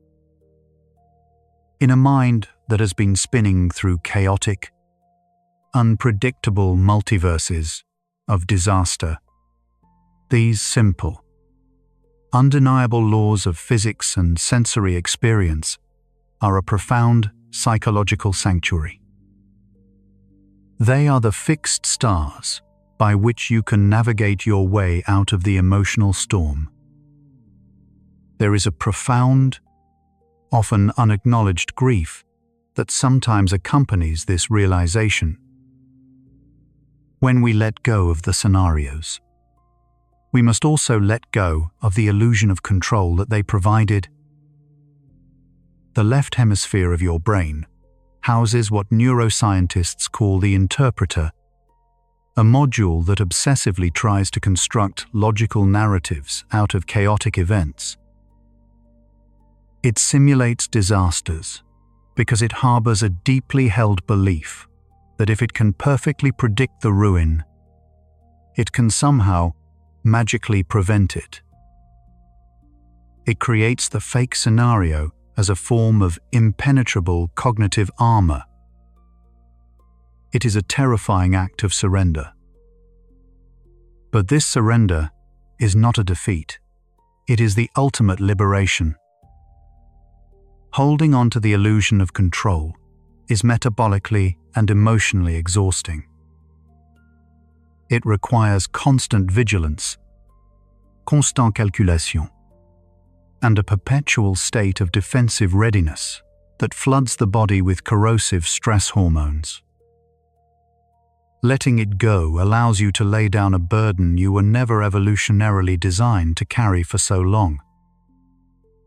You do not have to figure out how to survive a hypothetical financial ruin, a fabricated social rejection, or an imagined health crisis. You only have to figure out how to breathe in this exact, specific fraction of a second. You only have to exist right now. And right now, bathed in the soft light of the morning, surrounded by the quiet hum of the waking world, you are unquestionably safe. Your body is resting on a solid foundation. Gravity is holding you securely to the earth. The complex systems of your body are functioning beautifully and automatically, keeping you alive without you needing to consciously direct them. As you rise from the bed and place your feet on the floor, the practice of presence must continue. Waking up to reality is not a singular, triumphant event that happens once when you open your eyes. It is a continuous, moment-by-moment choice. The night mind, like a lingering shadow, they will try to reach its dark tendrils into the bright space of your day. A passing thought, a vague email from a colleague, a slight, unreadable change in a loved one's tone of voice. These can act as potent triggers, threatening to drag you violently back into the labyrinth of what if. When this happens, and it will inevitably happen, you must gently, firmly guide your attention back to the irrefutable, physical world. Feel the reassuring warmth of the ceramic coffee mug radiating into the palms of your hands. Notice the steam rising in delicate, chaotic, swirling patterns that dissipate into the air. Taste the sharp, grounding bitterness of the dark roast. Let the sensory experience fill your awareness so completely, so totally, that there is simply no neurological room left for the phantom narratives to take root. This consistent, patient redirection of attention is the fundamental mechanism of neuroplasticity.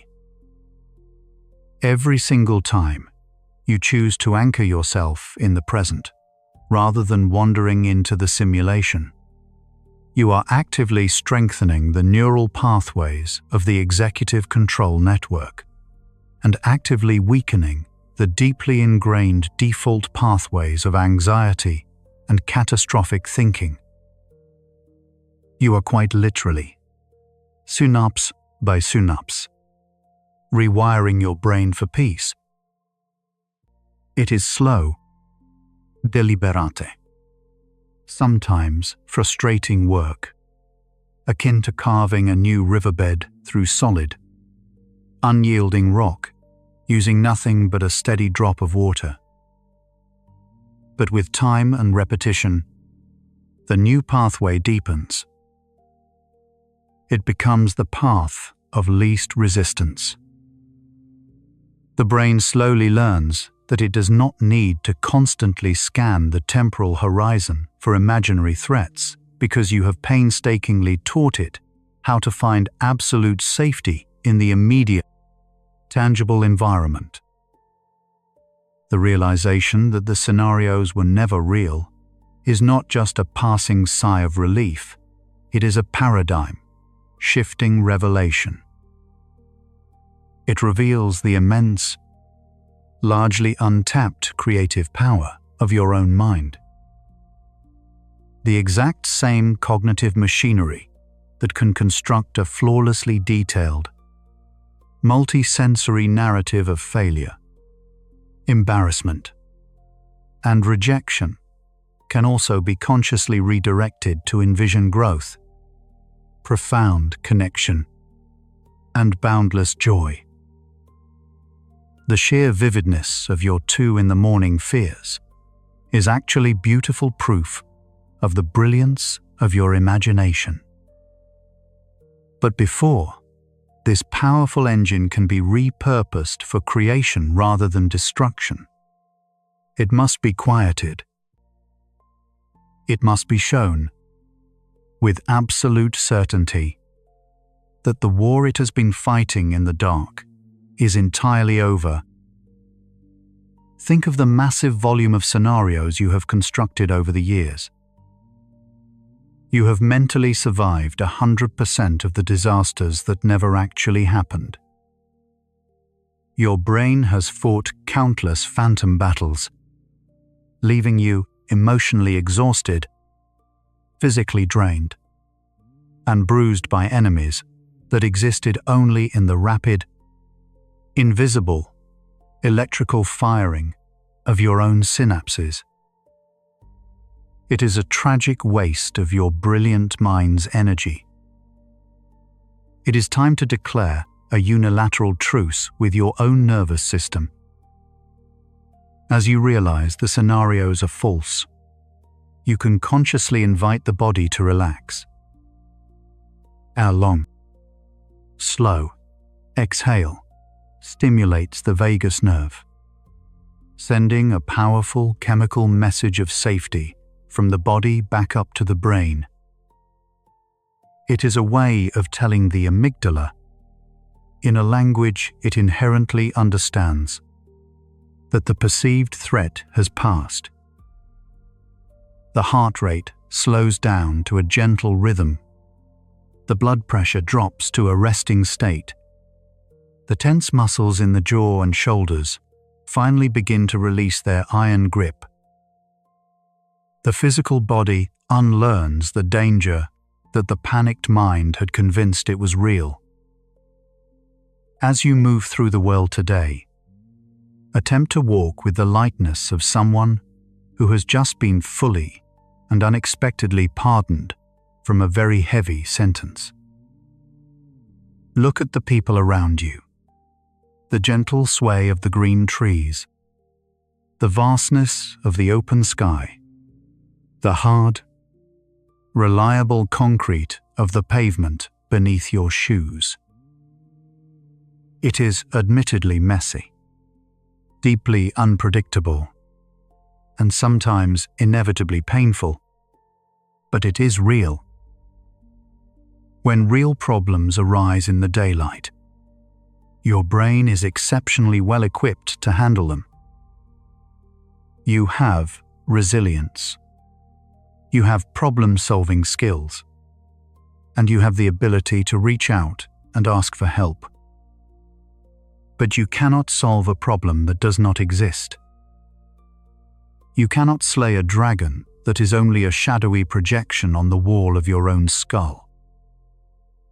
The monsters dissolve in the sunlight, not because they are physically defeated in glorious combat, but because they are exposed as nothing more than harmless shadows cast by the complex, well-intentioned machinery of your own mind. The psychological sanctuary you seek, the deep, abiding peace that seems so elusive at 2 in the morning, is not a physical place you can travel to. It is a state of being that you must carefully, deliberately cultivate. It is built on a solid foundation of radical acceptance and an unwavering commitment to sensory truth. It is the quiet, compassionate understanding that you are a biological organism, prone to evolutionary quirks, cognitive biases, and ancient survival instincts that sometimes misfire spectacularly in the modern world. It is the profound, empathetic grace of forgiving your magnificent brain for trying so intensely hard to protect you that it temporarily forgot how to let you simply live. When the familiar ghost of fear whispers from the periphery that you should be preparing for the worst, that you have forgotten some crucial variable of your own survival, answer it with the gentle, undeniable, unshakable truth of the present moment. Feel the crisp air, fill your lungs and expand your ribs. Tell your mind, with the calm authority of a compassionate parent speaking to a worried child, "We are here. The ghosts have faded into the light." Allow yourself to simply be, deeply tethered to the physical world, firmly anchored in the immediate now, and profoundly, beautifully, finally awake. They were just your ancient brain, rehearsing for dangers that belong to a world you no longer inhabit. And you are exactly where you need to be. Sweet dreams. From Sleepy Science Night.